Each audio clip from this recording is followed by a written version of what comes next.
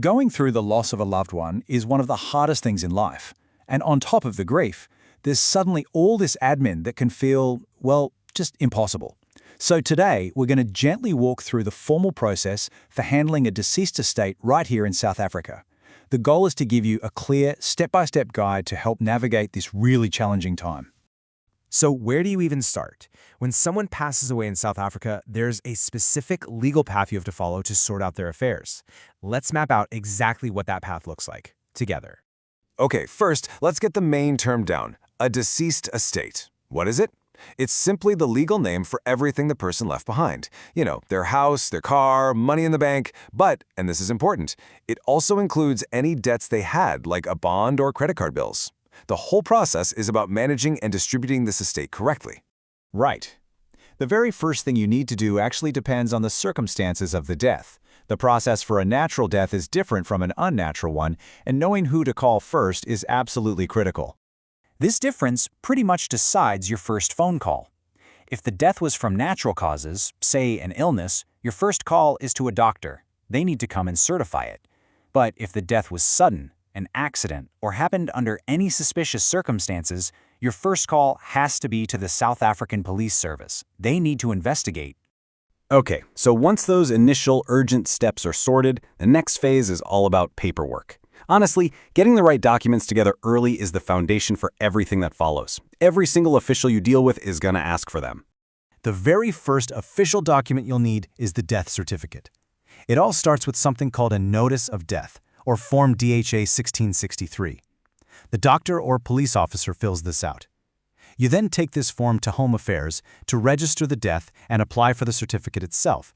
And here's some good news, you can usually get a basic, abridged version issued right there on the same day for free.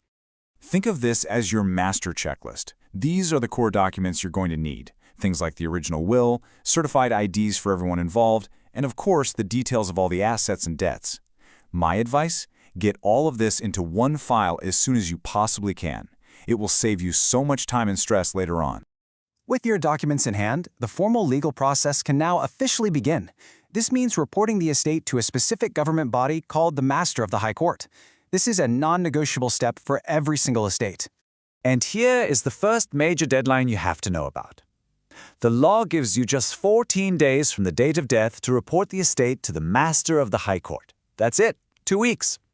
It's a tight turnaround, which is another reason getting those documents together quickly is so important. Now, let's talk about a number that changes everything that happens next. 250,000 Rand. The total value of the estate, whether it's more or less than this amount, is going to decide just how complicated the whole administration process will be. So what's the deal with that $250,000 threshold? Well, if the estate is valued at less than that, the master can issue something called a letter of authority. This allows for a much simpler, quicker process to wrap things up. But for any estate valued over our $250,000, it's a much more formal journey. A letter of executorship is needed, and the person in charge, the executor, has to follow the full, detailed procedure laid out in the law. I know all the form numbers can look a bit scary, but it really boils down to a few key ones. Everybody has to submit a death notice and an inventory of assets. If there's no will, you'll need a next of kin affidavit to identify the heirs, and for those bigger estates, the nominated executor has to formally sign a document to accept the role. This brings us to the executor. This person is really the central character in the whole process. Whether they were named in the will or appointed by the master, this person is legally responsible for everything. It's a massive role of trust designed to protect the interests of both the family and anyone the deceased owed money to. The executor's job follows a very clear path. They start by opening a new bank account just for the estate. Then a really important step, they have to place ads in newspapers so that any creditors can come forward. After that, they draft a big financial report called the Liquidation and Distribution Account, which basically shows all the money in, all the money out, and who gets what's left. This account gets lodged with the master and has to be available for public viewing before a single cent can be paid out to the heirs. And one duty that absolutely cannot be forgotten is tax. The executor is responsible for making sure all of the deceased's final tax returns are filed and any taxes the estate owes are paid to SARS. It's a critical step to get that final closure. Okay, now for a very common, practical hurdle, dealing with the deceased's bank. You can't just walk in and close accounts. There's a specific set of documents you need, and you have to follow each bank's unique process to the letter. To help you out, here are the dedicated email addresses for the deceased estate departments at South Africa's major banks. As you can see, they all generally need the same core things: the death certificate, certified IDs, and that all-important letter of executorship or authority from the master.